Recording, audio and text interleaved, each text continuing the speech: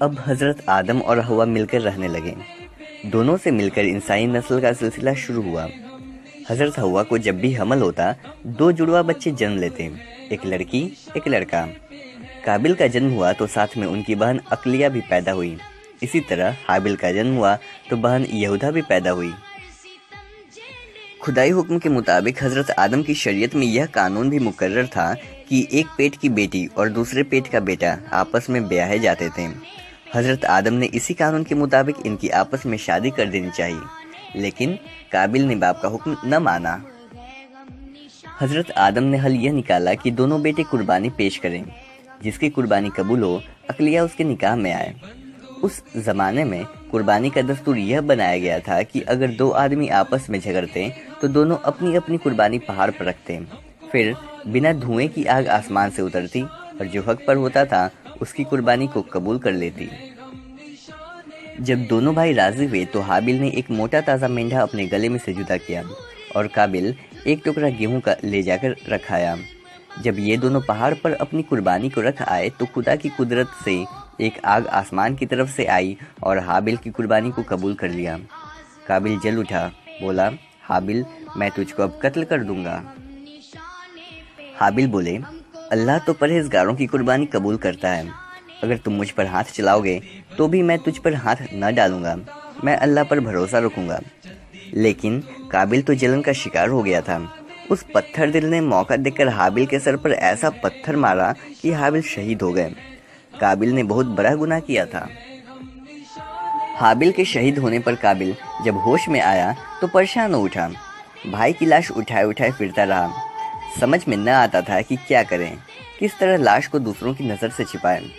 پھر اللہ کے حکم سے 2 کوے آئے، وہ بھی آپس میں لڑنے لگے۔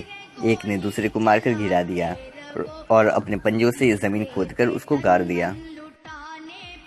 قابل اس پورے واقعے کو اپنی آنکھوں سے دیکھ چکا تھا۔ من ہی من سوچنے لگا، افسوس کہ کوے سے بھی گھٹیا ہوں کہ اپنے بھائی کی لاش نہیں چھپا پاتا۔ پھر اس نے زمین کھودی اور بھائی کی لاش کو ڈھانک دیا۔ قابل کا یہ جرم بھیانک تھا۔ خدا نے حکم دیا کہ سزا کے طور پر اسے بھی قتل کرو۔ قابل کو معلوم ہوا تو وہ بھاگ کھڑا ہوا اور یمن دیش پہنچا۔ وہاں وہ آگ کی پوجا کرنے لگا۔ حضرت آدم ہمیشہ کعبہ کو حج کے واسطے جایا کرتے تھے۔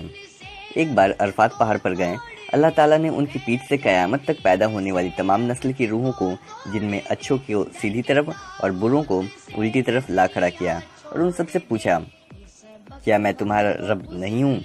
سب نے کہا، ہاں تو ہمارا رب ہے۔ اللہ تعالیٰ نے ان کے اس اقرار پر فرشتوں کی گواہی لی اور اسے حجر اسود یعنی کالے پتھر میں امانت کے طور پر رکھ دی۔ حضرت علی رضی اللہ عنہ اس لیے روایت کرتے ہیں کہ جو کوئی حج کرے گا تو حجر اسود اس کی گواہی دے گا۔ جب حضرت آدم نے اپنی اتنی نسل کو دیکھی تو خدا سے عرض کیا کہ خداوند، اتنے سارے لوگ دنیا میں کہاں سمائیں گے؟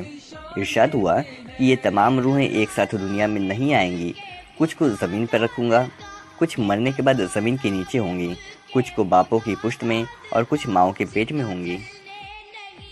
حضرت آدم جب عرض کر رہے تھے اس وقت حضرت آدم کی سیدھی طرف ایک حسین نوجوان موجود تھا، وہ رو رہا تھا۔ حضرت آدم کی نظر اس پر پڑی تو انہوں نے حضرت جبریل سے پوچھا، یہ کون ہے؟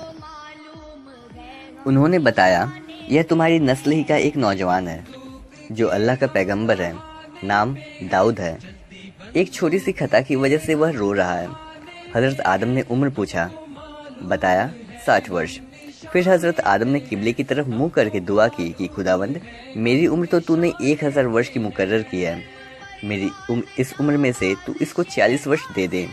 اللہ نے یہ دعا قبول کر لی۔